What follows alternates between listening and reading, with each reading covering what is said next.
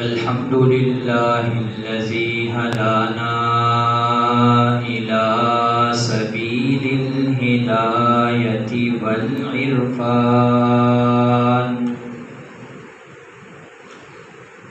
وجعلنا من أهل الإسلام والإيقان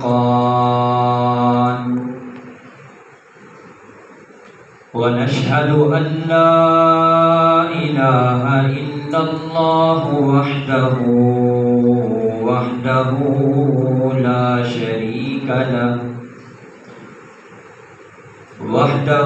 لا شريك له شهادة بالقلب واللسان ونشهد أن سيدنا وسندنا وحبيبنا وإمامنا ومرشدنا ومخدومنا وشفيعنا وكريمنا ورحيمنا وحبيبنا وحبيب ربنا وطبيبنا وطبيب قلوبنا وقرة أعيننا وأفضلنا وأجملنا وأكملنا وأشرفنا وأعلانا وأولانا ومولانا محمدا عبده ورسوله الذي عرفنا ما يدخلنا الجنان وعلى آله وأصحابه أكمل أهل الإيمان وسلم تسليما كثيرا أما بعد فأعوذ بالله من الشيطان الرجيم بسم الله الرحمن الرحيم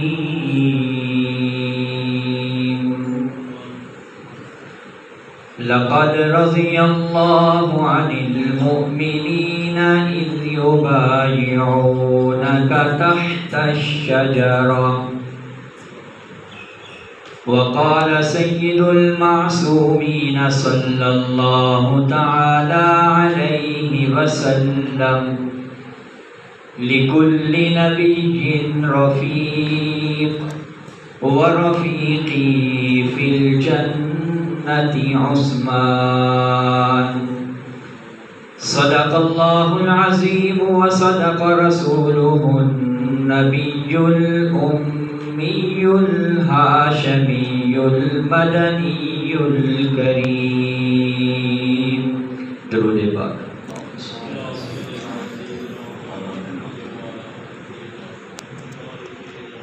پاک کتنا ہے اعلیٰ حضرت عثمان کا مرتبہ کتنا ہے اعلیٰ حضرت عثمان کا ہر طرف ہے بول بالا حضرت عثمان کا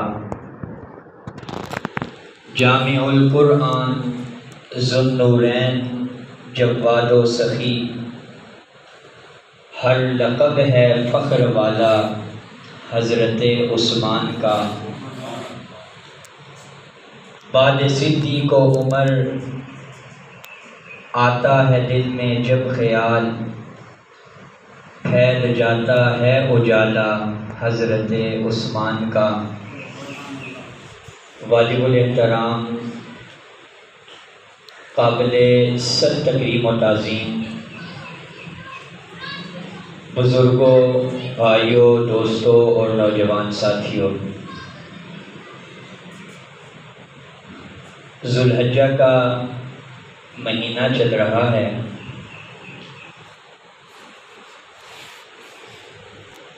اسی مہینے کی 18 تاریخ اس عظیم ہستی کا یوم شہادت ہے جنہیں مدینۃ المنورہ میں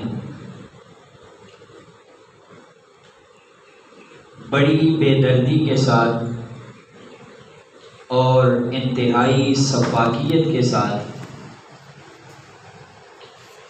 شہید کیا گیا تھا، اور وہ ہستی خلیفہ ثالث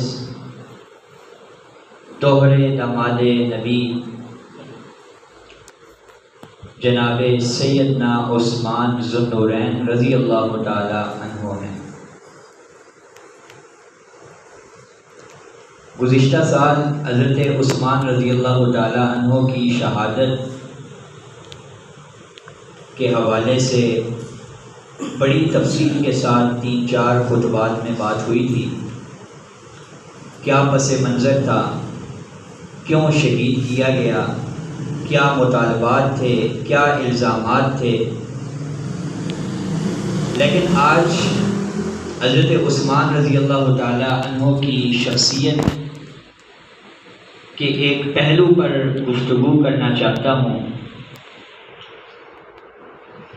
اور وہ پہلو ہے لفظ ذو النورین، کہ جو حضرت عثمان رضی اللہ تعالی عنہ کو ذو النورین کہا جاتا ہے۔ آپ کا لقب ہے ذو النورین۔ ذو النورین کا معنی 2 نوروں والا، 2 روشنیوں والا۔ یہ لقب حضرت عثمان کو کیوں عطا کیا گیا، اس کا پس منظر کیا تھا، اس کی وجہ کیا تھی، کس سبب سے حضرت عثمان کو ذو النورین یعنی 2 نوروں 2 روشنیوں والا کہا جاتا ہے، اسی موضوع پر آج کی نشست میں گفتگو کرنے کی کوشش کروں گا۔ عمومی طور پر اور مشہور معروف جو اس کا معنی اور وجہ ہے جو ذکر کی جاتی ہے، وہ وجہ یہ ہے کہ حضرت عثمان رضی اللہ تعالی عنہ کے نکاح میں جناب رسول اللہ صلی اللہ علیہ وسلم کی 2 بیٹیاں یکے بعد دیگرے آئی تھی، حضرت رقیہ اور حضرت ام کلثوم رضی اللہ تعالی عنہما۔ تو اس وجہ سے ان کو ذو النورین یعنی 2 نوروں والا کہ نبی پاک صلی اللہ علیہ وسلم کی 2 بیٹیاں ان کے نکاح میں تھیں، اور یہ بہت بڑی بات ہے۔ جناب رسول اللہ صلی اللہ علیہ وسلم کو جب نبوت عطا فرمائی گئی، آپ نبی بنے، آپ پر وحی کا سلسلہ شروع ہوا، آپ کو نبوت عطا کی گئی، تو اس کے بعد سب سے پہلی رشتہ داری جناب رسول اللہ صلی اللہ علیہ وسلم نے جس ہستی اور شخصیت کے ساتھ کی، وہ حضرت عثمان ہے۔ نبوت کے بعد، نبوت سے پہلے تو خود حضور نے نکاح کیے تھے، نبوت کے بعد سب سے پہلی رشتہ داری حضرت ہے، جس کو اپنی بیٹی کے لیے سب سے زیادہ لائق اور فائق سمجھا، وہ حضرت عثمان تھے۔ امام الخطباء حضرت علامہ سید عطاء اللہ شاہ بخاری رحمۃ اللہ علیہ سے کسی نے پوچھا، حضرت یہ بتائیں کہ سیدہ خدیجہ اور سیدہ عائشہ رضی اللہ تعالی عنہا کے درمیان کیا فرق ہے؟ تو حضرت نے بڑا خوبصورت جواب دیا اور سمندر کو کوزے میں بند کیا، ایک جملے کے اندر فرمایا کہ فرق یہ ہے کہ جب نبی پاک صلی اللہ علیہ وسلم نے حضرت خدیجہ سے نکاح کیا تھا تو محمد بن عبداللہ ہونے کی حیثیت سے کیا تھا، اور جب حضرت عائشہ سے نکاح کیا تو محمد الرسول اللہ ہونے کی حیثیت سے کیا۔ تو یہی فرق ہے یہاں پر بھی کہ نبی پاک صلی اللہ علیہ وسلم نے رشتہ داریاں تو پہلے بھی کی، لیکن محمد بن عبداللہ ہونے کی حیثیت سے کی، لیکن سب سے پہلے نبوت مل جانے کے بعد محمد الرسول اللہ ہونے کی حیثیت سے جو رشتہ داری کی وہ حضرت عثمان سے کی۔ حضرت رقیہ رضی اللہ تعالی عنہا جو آپ کی دوسرے نمبر والی صاحبزادی تھی، وہ آپ نے حضرت عثمان کے نکاح میں دی، ہجرت فرمائی، مدینہ تشریف لائے اور بیمار تھے۔ عین اس موقع پر کہ جب بدر فتح ہوا اور بدر کی خوشخبری لے کر خوشخبری سنانے والا مدینہ پہنچا، تو عین اس وقت حضرت رقیہ رضی اللہ تعالی عنہا کی تدفین ہو رہی تھی۔ اب داماد ہیں، پریشان ہیں، مغموم ہیں، جہاں پر کھڑے ہیں پریشانی کے عالم میں ہیں۔ اور پریشانی کس چیز کی ہے؟ پریشانی اس چیز کی ہے کہ میں نبی پاک صلی اللہ علیہ وسلم کا داماد تھا، ہمارا ایک دامادی سسر کا جو رشتہ اور تعلق تھا اس کی وجہ سے قرابت تھی، قربت تھی، ہم ملتے تھے، لیکن اب بیٹی فوت ہو گئی ہے نبی پاک صلی اللہ علیہ وسلم کی، اب وہ رشتہ، وہ تعلق، وہ سلسلہ قربت کا نہیں رہے گا۔ تو اب جہاں پہ کھڑے ہیں پریشان ہیں، مغموم ہیں۔ ایک دن کھڑے تھے مسجد نبوی کے دروازے پہ، نبی پاک صلی اللہ علیہ وسلم تشریف لائے، اور یہ جو مغموم ہونے کی وجہ تھی، حضور بھی جانتے تھے کہ میرا عثمان کیوں پریشان رہتا ہے۔ دروازے پہ کھڑے حضرت عثمان رضی اللہ تعالی عنہ سے کہا کہ پریشان لگتے ہو، مغموم لگتے ہو۔ فرمایا یہ دیکھو یہ جبریل ہیں، اللہ کا حکم لے کر آئے ہیں کہ اے نبی جی، اللہ کا حکم ہے کہ آپ اپنی تیسرے نمبر والی بیٹی ام کلثوم بھی عثمان کے نکاح میں دے دیں۔ تاریخ کو اگر دیکھیں تو قرآن کریم میں ایک نکاح کا ذکر ہے۔ آپ کے منہ بولے بیٹے حضرت زید کی بیوی حضرت زینب، نکاح ہوا، نہیں بنی، طلاق ہو گئی۔ اب نبی پاک صلی اللہ علیہ وسلم چاہتے تھے کہ حضرت زینب کو اپنے نکاح میں لیں، کیونکہ شرعی طور پر تو کوئی قباحت نہیں تھی، حقیقی بیٹا تو نہیں تھا، منہ بولا بیٹا تھا۔ لیکن مکہ والے، ان کا رد عمل، ان کا ریئیکشن نبی پاک صلی اللہ علیہ وسلم جانتے تھے، اس لیے پریشان تھے۔ تو قرآن کریم میں سورۃ الاحزاب میں صاف صاف لفظوں میں فرمایا زوجنا کہا کہ اے نبی جی، ہم نے آپ کو حکم دے دیا ہے آپ زینب کو اپنے نکاح میں لے لیں۔ تو یہ نبی پاک صلی اللہ علیہ وسلم کے لیے حکم ہے۔ یہاں پر فرمایا کہ اللہ کی طرف سے حکم ہے کہ اے نبی جی، آپ اپنی بیٹی ام کلثوم کو نکاح میں دے دیں حضرت عثمان۔ چنانچہ حضرت ام کلثوم رضی اللہ تعالی عنہ حضرت عثمان کے نکاح میں آ گئی۔ ایک بیٹی پہلے تھی، دوسری بیٹی نکاح میں آ گئی، تو اس نسبت سے حضرت عثمان رضی اللہ تعالیٰ عنہ کو ذوالنورین کہا جاتا ہے، دو بیٹیوں والے، جن کے نکاح میں نبی پاک کی دو بیٹیاں ہیں، اس وجہ سے ذوالنورین۔ اور البدایہ والنہایہ علامہ ابن کثیر، الکامل علامہ ابن اسیر، تاریخ الامم والملوک، ان تمام کتب میں لکھا ہوا ہے، بڑا عجیب جملہ لکھا ہوا ہے۔ فرمایا کہ جناب آدم علیہ السلام سے لے کر جناب رسول اللہ صلی اللہ علیہ وسلم تک اس پورے زمانے میں کوئی ایسا انسان دنیا میں نہیں آیا کہ جس کے نکاح میں کسی بھی نبی کی دو بیٹیاں ہوں۔ آدم علیہ السلام سے لے کر رسول اللہ صلی اللہ علیہ وسلم تک کسی نبی کی دو بیٹیاں کسی ایک انسان کے نکاح میں نہیں آئی۔ اگر یہ اعزاز، یہ فضیلت، یہ شرف کسی ہستی کو حاصل ہے تو وہ حضرت عثمان کی شخصیت ہے، اس وجہ سے ذوالنورین کہا جاتا ہے۔ لیکن کیا ہوا، وقت گزرا، حضرت ام کلثوم رضی اللہ تعالیٰ عنہ بھی وفات پا گئی، دنیا سے رخصت ہو گئی۔ حضرت عثمان پھر پریشان، مغموم۔ اب نبی پاک صلی اللہ علیہ وسلم کی اور کوئی بیٹی تو تھی نہیں، تو حضرت عثمان رضی اللہ تعالیٰ عنہ کی تسلی کے لیے آپ نے بڑا عجیب جملہ ارشاد فرمایا۔ آپ نے حضرت عثمان کو بازو سے پکڑا اور فرمایا، عثمان، اگر میری 40 بیٹیاں ہوتی، ایک مر جاتی، دوسری مر جاتی، تیسری، 40 کی 40 بیٹیاں میں تیرے نکاح میں دے دیتا۔ یہ اعزاز اور کس کو حاصل ہے؟ یہ واحد حضرت عثمان کی شخصیت ہے۔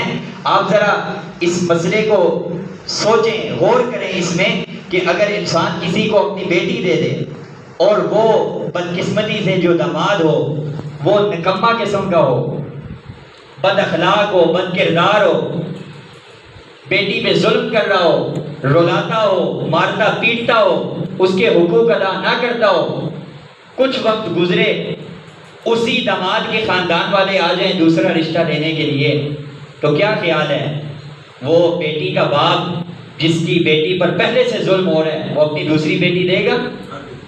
ہرگز نہیں دے گا۔ یہاں پر حضور صلی اللہ علیہ وسلم فرما رہے ہیں کہ اگر 40 بیٹیاں ہوتی تو یکے بعد تیرے نکاح میں دے دیتا۔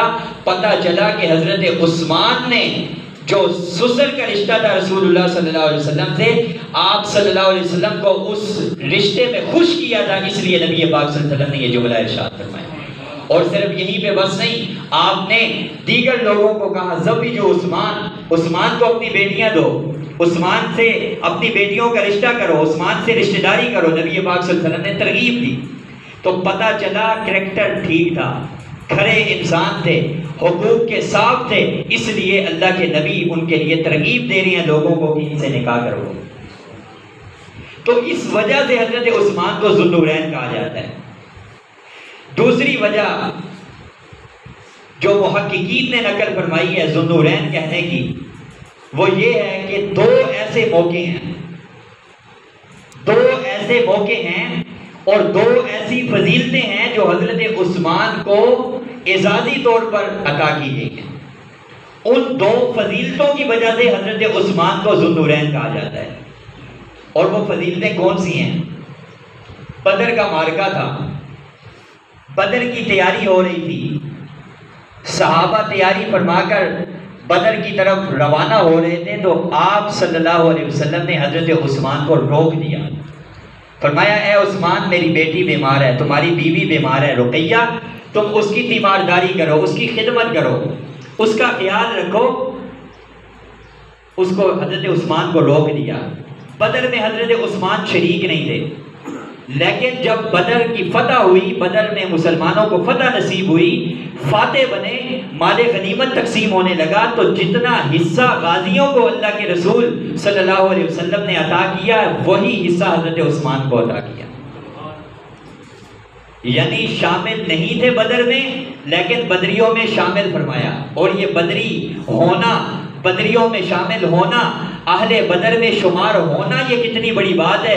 بخاری شریف میں رسول اللہ صلی اللہ علیہ وسلم نے اہل بدر کی تعریف فرمائی، فرمایا کہ اہل بدر پر اللہ نے خصوصی نظر کرم فرمایا ہے، اور آگے ایک جملہ ارشاد فرمایا کہ اللہ نے اہل بدر سے فرمایا ہے اعملوا ما شئتم، جو مرضی ہے تم کرتے رہو، قد غفرت لکم، میں نے تمہیں معاف کر دیا، بخش دیا۔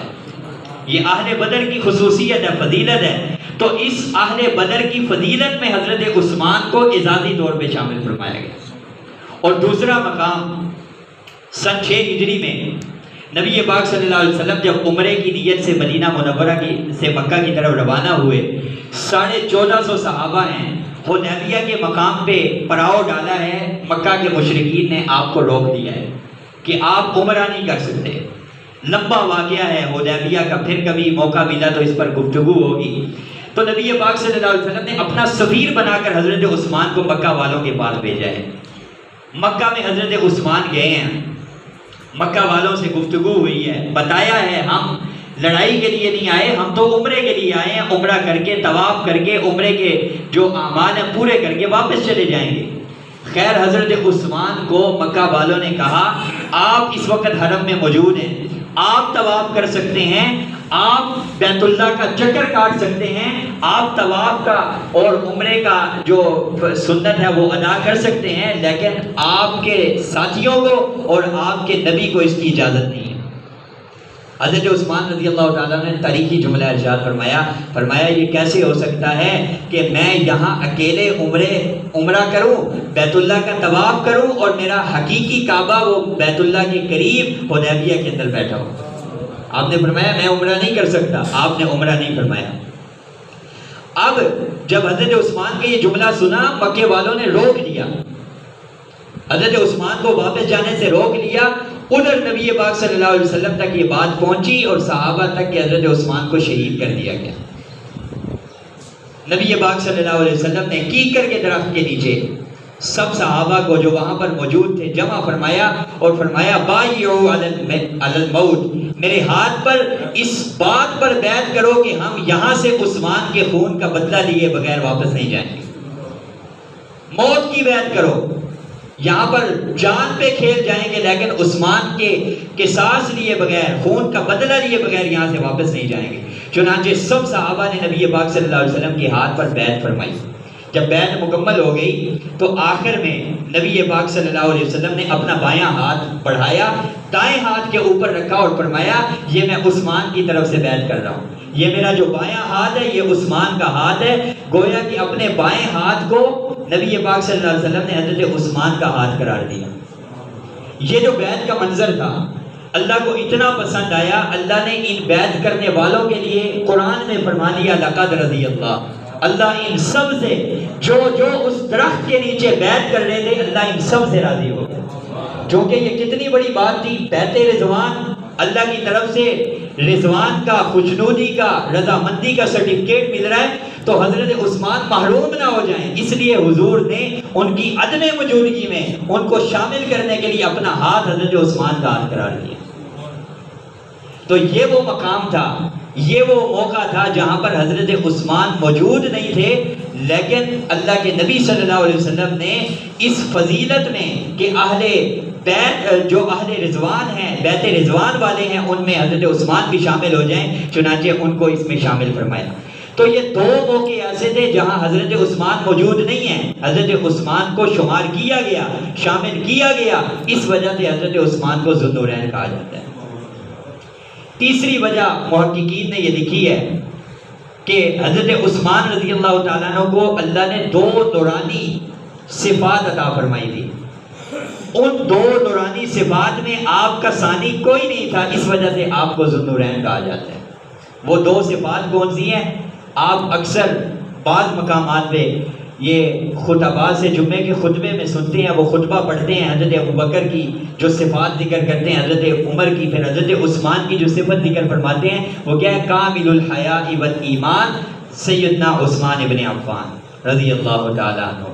کامل الحیاء والایمان، تو حیا اور ایمان یہ جو دو صفتیں دی حضرت عثمان ان میں کامل تھے، اس وجہ سے ان کو ذو النورین کہا جاتا ہے۔ حیا میں کتنے کامل تھے؟ حیا میں اتنے کامل تھے کہ حضرت عثمان خود فرماتے ہیں کہ جب سے میں نے دایاں ہاتھ نبی پاک صلی اللہ علیہ وسلم کے ہاتھ میں دیا ہے، آپ کے ہاتھ پر میں نے بیعت کی ہے، اس کے بعد سے زندگی بھر میں نے اس ہاتھ کو شرمگاہ پہ نہیں لگایا۔ حیا کا یہ عالم ہے۔ آپ غسل فرماتے ہیں تو غسل کے وقت بھی حیا اتنی غالب ہے کہ آپ برہنہ ہو کر غسل نہیں فرماتے، چار دیواری ہے، پردہ ہے، لیکن آپ پھر بھی کپڑوں سمیت اپنے سطر کو ڈھانپ کر کے غسل فرماتے ہیں۔ حیا اس درجے کی ہے کہ احادیث کی کتب میں واقعہ موجود ہے، نبی پاک صلی اللہ علیہ وسلم گھر میں تشریف فرما ہیں، بے تکلف بیٹھے ہوئے ہیں، ٹیک لگائے ہوئے، اور آپ کی پنڈلی سے کپڑا ہٹا ہوا ہے۔ دروازے میں دستک ہوئی ہے، پوچھا گیا، جواب ملا ابو بکر۔ نبی پاک صلی اللہ علیہ وسلم اسی حالت میں بیٹھے رہے، اسی کیفیت میں بیٹھے رہے، پنڈلی کھلی رہی، بے تکلف رہے، اجازت دے دی کہ آ جاؤ۔ حضرت ابو بکر آگے، پھر دستک ہوئی، پوچھا، کہا عمر، اجازت دے دی، پھر دستک ہوئی، پوچھا، کہا عثمان، تو فوراً نبی پاک صلی اللہ علیہ وسلم صحیح ہو کے بیٹھے، اپنی پنڈلی کے اوپر کپڑا ڈالا، پھر کہا عثمان آ جاؤ۔ اب یہ سارا منظر سیدہ طیبہ طاہرہ عالمہ فاضلہ زاہدہ عابدہ امی جان سیدہ عائشہ رضی اللہ عنہ دیکھ رہی تھی۔ مجلس برخاست ہوئی، یہ شیخین حضرت عثمان واپس چلے گئے تو یا رسول اللہ صلی اللہ علیہ وسلم سوال کیا، اللہ کے رسول صلی اللہ علیہ وسلم یہ کیا ماجرا تھا؟ میرے بابا تشریف لائے، اجازت مانگی، آپ جس حالت میں کیفیت میں تھے اسی میں بیٹھے رہے، آپ نے اجازت دے دی، روکا نہیں، تاخیر نہیں کی۔ حضرت عمر تشریف لائے، ایسے ہی ہوا، لیکن جب حضرت عثمان تشریف لائے تو آپ نے فوراً اپنی پنڈلی کو ڈھانپا، ٹھیک ہو کر کے بیٹھے، پھر حضرت عثمان کو اندر بلایا، یہ فرق کیوں ہوا؟ تو حضرت نبی پاک صلی اللہ علیہ وسلم نے جو جواب ارشاد فرمایا اس سے حضرت عثمان کی حیا کا اندازہ ہوتا ہے۔ حضرت عائشہ رضی اللہ تعالیٰ عنہ کو جواب دیا، فرمایا اے عائشہ میں اس عثمان سے حیا کیوں نہ کروں جس سے رب کے فرشتے بھی حیا کرتے ہیں۔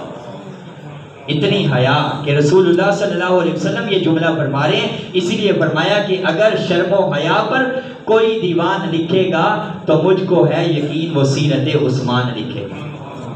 اتنی کامل شخصیت حیا میں، اور ایمان کس درجے کا کہ آپ چوتھے یا پانچویں نمبر پر مسلمان ہوئے ہیں، چچا کو پتہ چلا ہے چٹائی میں بند کیا ہے، دھواں دیا ہے، ظلم کیے ہیں، لیکن حضرت عثمان رضی اللہ تعالیٰ عنہ ایمان میں اتنے کامل تھے، پکے تھے، فرمایا چچا جتنا ظلم کر سکتے ہو کر لو، سب کچھ چھوڑ دوں گا، دامن مصطفیٰ کو نہیں چھوڑوں گا۔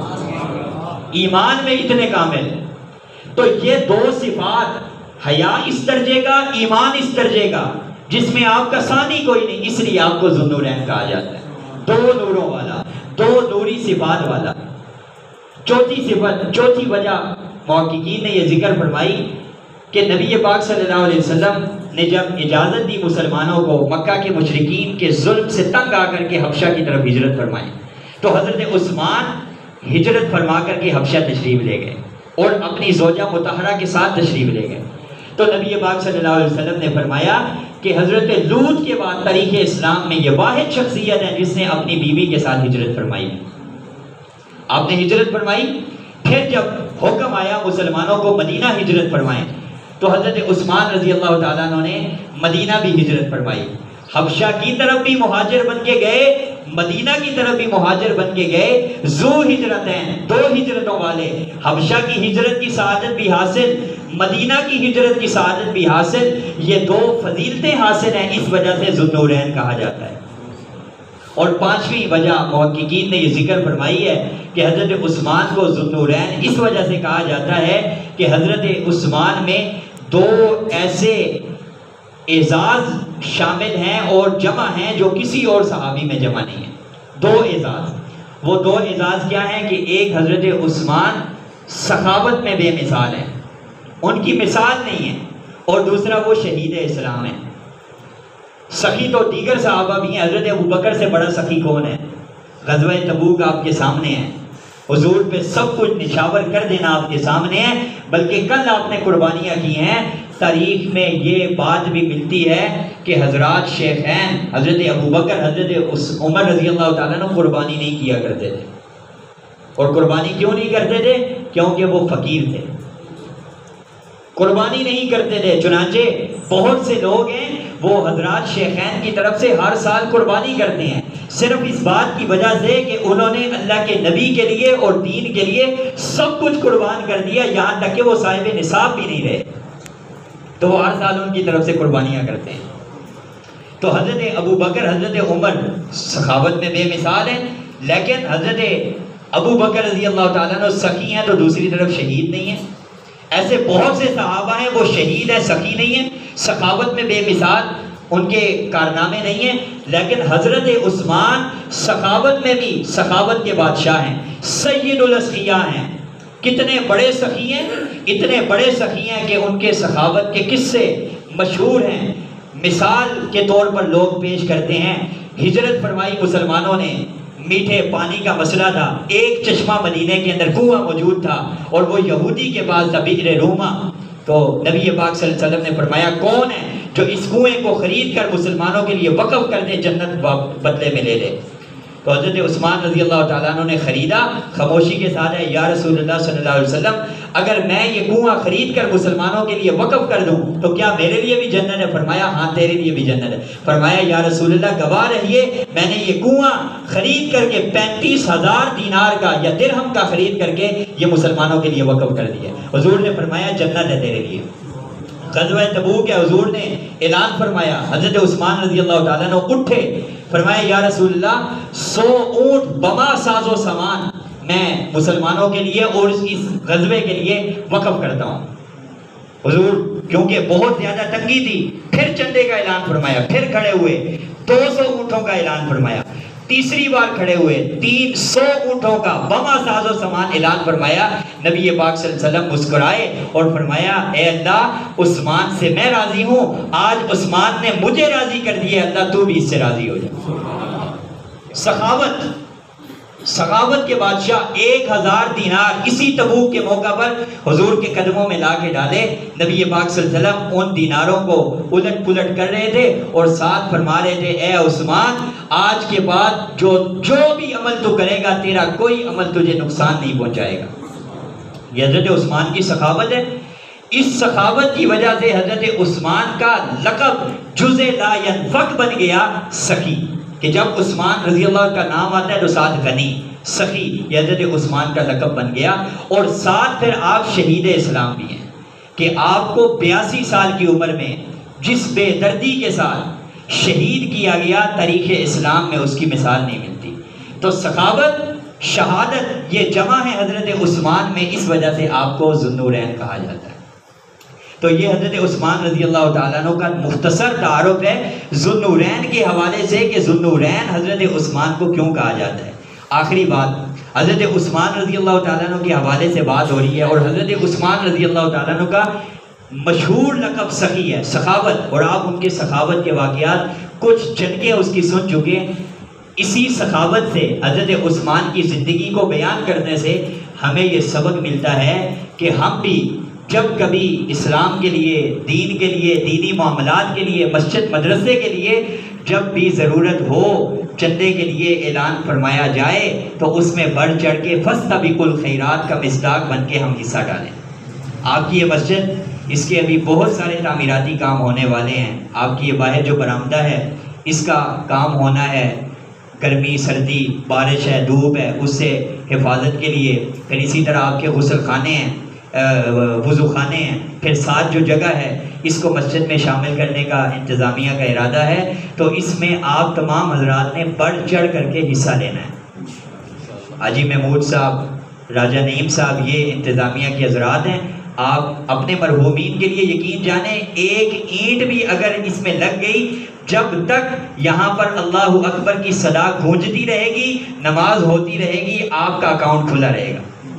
اور انشاءاللہ ہمارا ایمان ہے مسجدیں قیامت تک رہیں گی, تو مسجد میں لگنے والی ایک ایک اینٹ کا جو ثواب ہے وہ بھی قیامت تک رہے گا. تو انشاءاللہ اس میں بڑھ چڑھ کے اپنی مسجد میں حصہ ڈالیں گے. اللہ تعالیٰ عمل کرنے کی توفیق عطا فرمائے.